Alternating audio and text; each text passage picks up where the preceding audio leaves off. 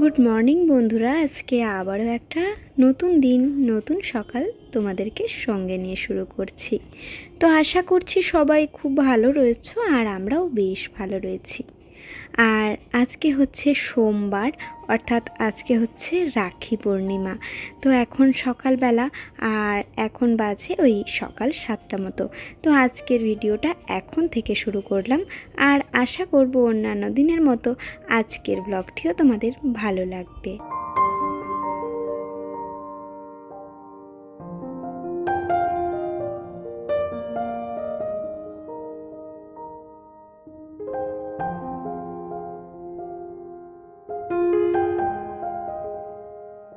এই ছুটির দিন মানেই সকালবেলা একসাথে বসে চা খাওয়া, সে গল্প করতে করতে বেশ খানিকটা সময় পেরিয়ে গেছে।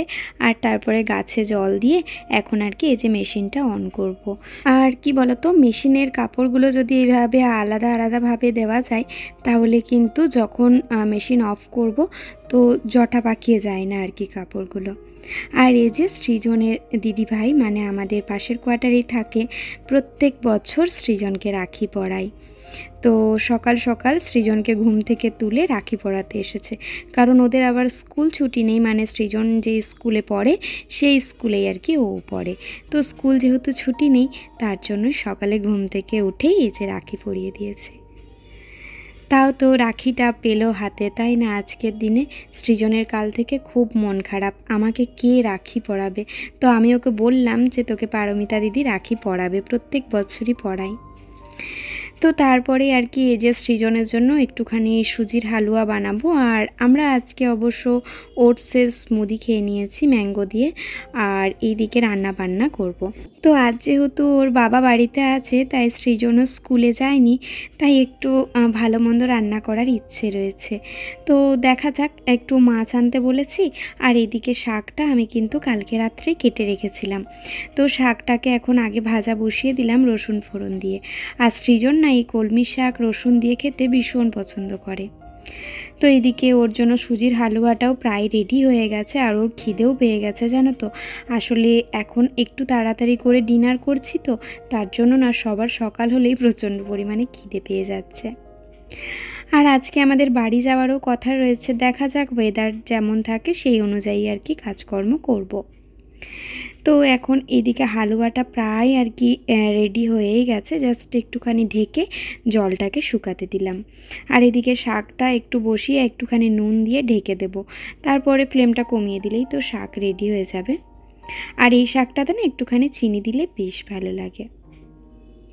কি বলো না, আজকের দিনটা না ভাই থাকে না, মনটা সত্যি ভীষণ খারাপ লাগে, কারণ রাখির দিন যতই হোক। তবে এই বছরে আর সেই যে একটা আনন্দ মনের মধ্যে সেটা আর নেই। সত্যি কথা বলতে সবসময় একটা আতঙ্কে রয়েছি বলতে পারো, শুধুমাত্র নিজের জন্য না। সত্যি কথা বলতে আমরা যখন মা হয়েছি তখন আমার সন্তানের বয়সী সবাই আমার সন্তান সুলভ। আর কি বলো তো, মেয়েরা নয় শুধু, ছেলেরাও কিন্তু একইভাবে এই সমস্যার সম্মুখীন। তো যাই হোক, এর একটা কিছু কঠিন শাস্তি হলে আশা করছি পরবর্তীতে আর এই ঘটনা ঘটবে না। জানো তো, আজকে বলে নয়, মেয়েরা যে মেয়েদের শত্রু সেটা বহু যুগ থেকে। যখন আমরা ছোট ছিলাম তখনও কিন্তু এরকম ঘটনা ঘটতো। তোমাদেরকে একটা ঘটনা বলি, শোনো। আমার খুব কাছের এক বান্ধবী, তো তার আর কি স্কুলের গাড়িতে স্কুলে যেত, আর আমি কিন্তু ক্লাস 5 থেকে বাসে স্কুল যেতাম, কারণ তখন এতটা বেশি টোটোর উপদ্রব থাকেনি, মানে থাকেইনি টোটো। তো সেই টাইমে বাস, আর সবাই যেহেতু যেত অসুবিধে হতো না। আর ছোট থেকে আমি একটুখানি একা একা সমস্ত কাজই করতে পারি, এটাই আর কি। তো যাই হোক, আমি যেতাম আর সে কিন্তু স্কুলের গাড়িতেই যেত। তো ক্লাস 6-এ সম্ভবত পড়ি। তো তখন আর কি কাকিমা আমাকে বলল, মানে ওই বান্ধবীটির মা, তো সেই কাকিমা আমাকে যথেষ্ট ভালোবাসতেন। তো যাই হোক, উনি আমাকে বললেন যে ঠিক আছে, তোর তো অভ্যেস হয়ে গেছে 1 বছর, তো আমার মেয়েটাকে একটুখানি একসাথে যাস আর কি। তো আমি বললাম ঠিক আছে। আর সত্যি কথা বলতে আমার একটু ভাব ছিল আর কি, দিদি দিদি, মানে আমি আর কি ওর সাথে বোনের মতো ব্যবহার করতাম, এরকম একটা ব্যাপার। ওই যে আমাকে দায়িত্ব দিয়েছে, তার মানে আমি ওর বোন আর কি। তো সেই জায়গা থেকে তারপরে একসাথে যেতাম, কিন্তু সেই বান্ধবীটি আর কি কোনো কারণে হয়তো মানে হয় না যে একটু বেশি নাম্বার পেলে দেখবে বাড়িতে বলা হয় দেখ ও পাচ্ছে তুই পাচ্ছিস না, তো এই করে না বাচ্চাতে একটা হিংসা জন্মে যায়, যেটা আমাদের সময়ে কিন্তু বেশ হতো। তো সেই কারণেই হয়তো তার মা তাকে বলেছিল যে বেশি নাম্বার আমি পেয়েছি, তো সেই অনুযায়ী তার একটা আমার প্রতি ক্ষোভ জন্মে গেছিলো। আর তারপরে জানো বাস আসছে, তো সে আর কি আমাকে মানে বাসের কাছে একদম ধাক্কা দিয়ে দিয়েছে। তো খুব জোর ভগবানের ইচ্ছায় বেঁচে গেছি আর কি। তো কি বলো তো, আসলে সেই সময় তো জ্ঞানটা সেরকম থাকে না, তো তবুও কিন্তু সেই জায়গার থেকে মানে বলবো যে মেয়েরা কিন্তু মেয়েদেরকে এতটা পছন্দ করে না। ইভেন আস্তে আস্তে বড় হতে থাকলাম যতই, তত আরও বেশি করে চিনতে থাকলাম মানুষজনকে। যাকে আমি আমার সব থেকে কাছের বান্ধবী ভাবতাম, একটা সময় সেই বান্ধবী আমার সাথে হঠাৎ কথা বন্ধ করে দিল। খুব আঘাত পেয়েছিলাম জানো, যে মনে হয়েছিল যে ওই বান্ধবীর জন্য ঘরে কত আমি ঝামেলা করেছি, এরকম একটা ব্যাপার। তো তারপরে আর কি আস্তে আস্তে মানুষকে চিনতে শিখলাম। টিউশনে খাতা দেওয়ার থেকে বলো, কখনো মেয়েরা কিন্তু হেল্প করতো না, সব জায়গায় ছেলে বন্ধুরাই কিন্তু আগে এগিয়ে আসতো। তো এই জায়গার থেকে সব ছেলেদেরকে কিন্তু খারাপ বলা যাবে না, অনেক ছেলে অনেক মেয়ের উপকারেও লাগে, আবার ব্যতিক্রম তো সবেরই আছে, তাই না? মেয়েদেরও যেমন ব্যতিক্রম আছে, ছেলেদেরও সেরকম ব্যতিক্রম আছে। তো এটা কিন্তু মা বাবার ওপর ডিপেন্ড করে না, এটা সম্পূর্ণ সন্তানের মেন্টালিটির ওপর নির্ভর করে। তবে হ্যাঁ, সন্তান পারিবারিক পরিবেশটা যেরকম পাবে সেই অনুযায়ী সে তৈরি হবে। কোনো মাই চায় না তার সন্তানকে খারাপ পথে পরিচালিত করতে, তাই না? প্রতিটা মাই চায় যে আমার সন্তান একদিন প্রতিষ্ঠিত হোক, কিন্তু সব সময় তো সবার ভাগ্যে সব কিছু থাকে না, এটাই হচ্ছে ব্যাপার। আর সত্যি কথা বলতে খুব খারাপ লাগছে, বিভিন্ন জায়গায় দেখছি যে ছেলেদের মাদেরকে টিজ করা হচ্ছে। আমি আজকে একটা ছেলের মা বলে বলছি না, কারণ ভবিষ্যতে হতেই পারে আমার মেয়ে হলো, তো সেই জায়গার থেকে আমি সেটা বলছি না, কিন্তু সমস্ত মানুষকে এক জায়গায় এক করাটা ঠিক না, তাই না? আমরা যেই লক্ষ্যে এগোচ্ছি সেই লক্ষ্যটা আমাদেরকে স্থির রেখে এগোতে হবে। তাই বলে সকলকে একইভাবে অপমান করাটা আমার মনে হয় না যে ঠিক বলে। যদি কথাগুলো আমি একটুও ঠিক বলে থাকি বা তোমাদের মানসিকতার সাথে মেলে, অবশ্যই কমেন্ট করে জানিও। তো আমিও হতে পারে কখনো একটা মেয়ের মা হলাম, হতেই পারে, তো সেই জায়গার থেকে তো আমারও সেই ভয়টা কাজ করবে, কিন্তু ব্যাপার সেটা না। সন্তান যেই হোক, ছেলে বা মেয়ে, উভয়কেই একই শিক্ষায় বড় করতে হবে যে আমাদেরকে বাইরে কিভাবে চলতে হবে। তোমাদের সাথে অনেক কয়েকটা কথা বললাম, আসলে মনটা না প্রচণ্ড একটা কষ্টের মধ্যে রয়েছে। মানে বুঝতে পারছি বিভিন্ন মানুষ না টিজ করে কথা বলছে অ্যাকচুয়ালি, তো এটা আর নেওয়া যাচ্ছে না। এর জন্যই ভাবলাম যে তোমাদের সাথে শেয়ার করি, হয়তো বা তাদের মধ্যেও কথাগুলো কখনো পৌঁছে যাবে। ভিডিওটি ভালো লাগলে তোমরা শেয়ার করো, আমি চাই আমার এই কথাগুলো যেন আরও 5টা মানুষের কানে পৌঁছায়। আর এখানে রান্না হচ্ছে শুক্তোর একটা স্পেশাল মশলা বাটছি। এইটাতে আছে পোস্ত, সর্ষে, রাঁধুনি, কালো জিরে। এইটা শুক্তো নামানোর সময়ে দিলে কী যে স্বাদ হয় তোমাদেরকে বলে বোঝাতে পারবো না। তবে ওই যে মশলাটা ভাজার পরে যদি দুধ দেওয়া হতো তাহলে আরও ভালো হতো। শেষে একটুখানি কসুরি মেথি ছড়িয়ে দিলাম, ব্যাস। ওই যে শুক্তো মশলাটা থাকে যেটা আমরা শেষে দিয়ে আর কি শুক্তোটা নামাই, সেটাতে কিন্তু এটাই থাকে, একটুখানি ড্রাই রোস্ট করে তারপরে সেটা গুঁড়ো করা থাকে, এই আর কি।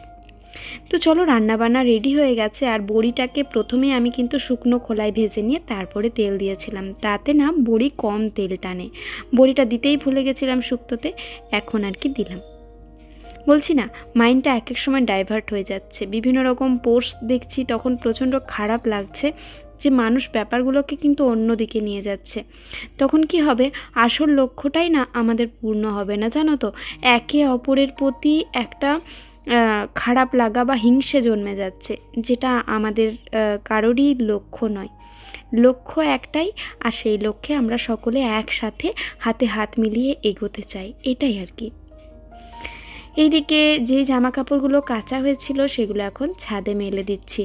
আর সৃজনকেও নিয়ে এসেছি, এখন একটু বিকেল করে, মানে ওই 3:30 মতো বাজে। তো খাওয়া দাওয়া করে একটু রেস্ট নিয়েছিলাম আর কি।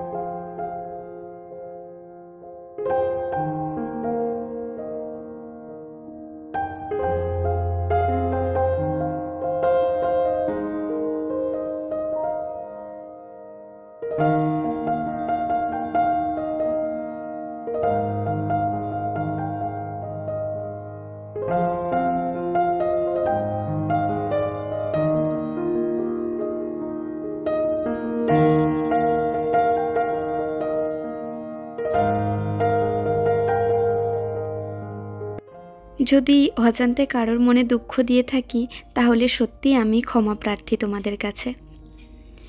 তো আমার সংসারের কাজ করতে ভীষণ ভালো লাগে, আমি এর মধ্যেই নিজেকে ব্যস্ত রাখার চেষ্টা করি। তবে এক এক দিন হয় না, একটু বেশি ফোন টোন ঘাঁটা হয়, আর তখন এই সমস্ত কিছু চোখে পড়লে না প্রচণ্ড মনটা খারাপ লাগে, জানো তো।